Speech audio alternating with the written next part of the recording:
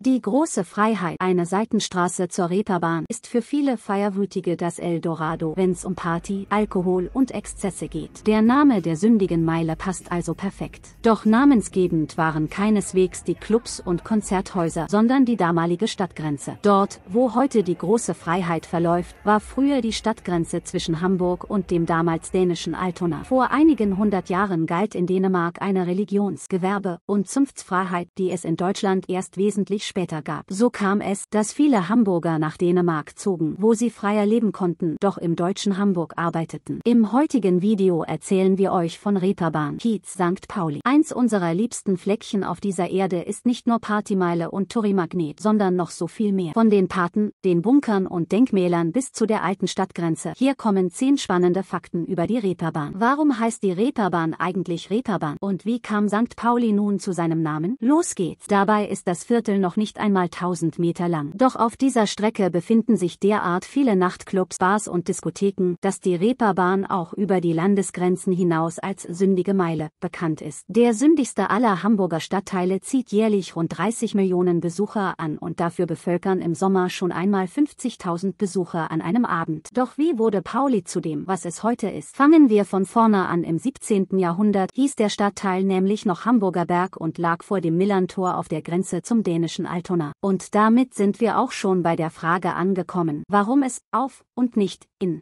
St. Pauli heißt. Man ging früher auf den Hamburger Berg, einer tatsächlichen Anhöhe. Doch bevor der Hamburger Berg zum Vergnügen der Hamburger diente, war dieser Teil der Stadt in Privatbesitz. Graf Schauenburg schenkte das Areal 1429 der Gattin des Hamburger Bürgermeisters zum Dank ihrer Gastfreundschaft. Sie nutzte es als Trockenwiese für ihre Wäsche. Zu Beginn des 19. Jahrhunderts ließ Napoleon diesen abtragen, um ein besseres Schussfeld zu haben. Nach dem Abzug der Franzosen wurde dann aber alles recht schnell wieder aufgebaut. Schon 1820 war der vorherige Zustand wiederhergestellt. Heute erinnert nur noch die Querstraße, Hamburger Berg, an die ehemalige Anhöhe. Vom Szeneviertel, zu dem sich Pauli mittlerweile gemausert hat, war damals aber noch nicht viel zu erkennen. Im Gegenteil, um 1620 erklärte Hamburg die Gegend zur Vorstadt, die nicht bebaut werden dürfte. Stattdessen hat man hierher Gewerbe abgeschoben, die innerhalb der Stadtgrenzen nicht gern gesehen und gerochen wurden. So fand man hier schon bald eine Trankocherei, ein Trockenhaus für geteerte Seile und kleinere Werften, Ölmühlen und ein Pesthaus sowie Obdachlosenquartiere. Zusätzlich ließen sich immer mehr Arbeiter und Seeleute,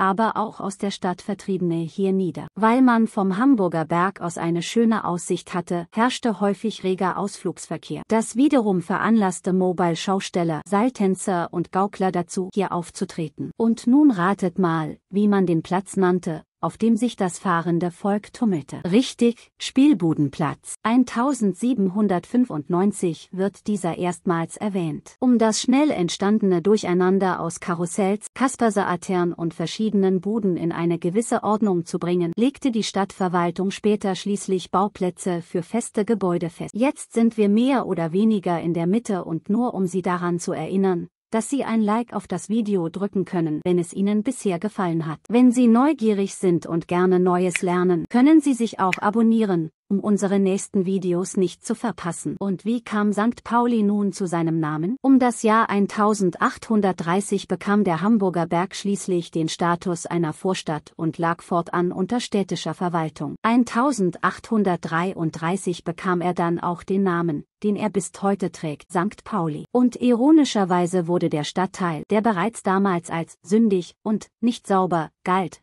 nach der St. Pauli-Kirche benannt. 1865 sammelten sich auf Pauli schließlich immer mehr Handwerker- und Gewerbebetriebe an. Überall entstanden Arbeiterquartiere und andere Wohnmöglichkeiten. Dieser Fakt und die parallel zunehmende Schifffahrt lockte letzten Endes auch zahlreiche Prostituierte in den Stadtteil. 1807 wurde Prostitution in Hamburg erstmals gesetzlich geduldet. 1841 waren bereits 151 Prostituierte Prostituierte offiziell registriert. Der Stadtteil, vor allem aber die Reeperbahn, war viele Jahre für eine hohe Gewalt- und Kriminalitätsrate bekannt. Vor allem Waffen wurden oft eingesetzt. Um dies zu vermeiden, erließ die Stadt Hamburg im Jahr 2007 ein Waffenverbot. Dieses gilt nicht nur für die Reeperbahn, sondern auch für alle umliegenden Straßen. Warum heißt die Reeperbahn eigentlich Reeperbahn? Erstmals tauchte die Straße 1701 auf einer Karte auf. Damals war sie als Rebschlägerbahn eingezeichnet, daneben die Rebschlägerhütten. Das Wort Rebschläger dürfte heute den wenigsten etwas sagen. Die Rede ist von Seilemachern, also von Arbeitern,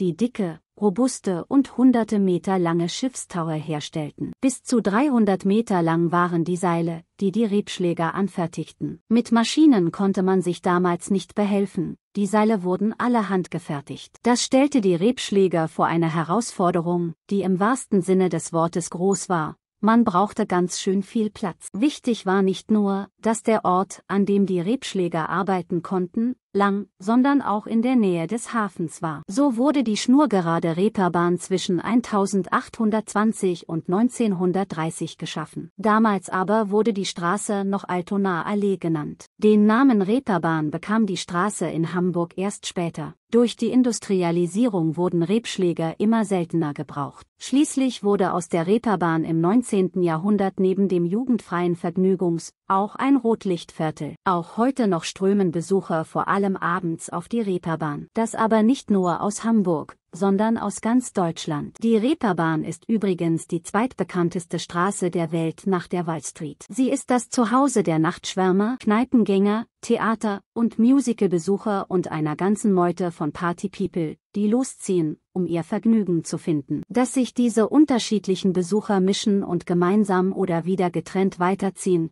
liegt in der Natur der Sache und macht diesen wahnsinnigen Reiz aus. Doch das heimliche Herzstück des Kiez ist sein Erotikangebot. Sexshops, Table-Dance-Bars und Filmentertainment bestimmen das Bild. Dazu gruppieren sich die berühmte Davidstraße und die Herbertstraße mit ihren hübschen Prostituierten, zu der Frauen keinen Einlass haben. Doch längst hat sich der Kiez emanzipiert. Auch Frauenentertainment hat regen Zulauf. Na, hat dir das Video gefallen? Hast du etwas Neues gelernt? Wenn ja, dann könnt ihr mich unterstützen mit einem Daumen hoch. Tschüss und bis zum nächste Woche.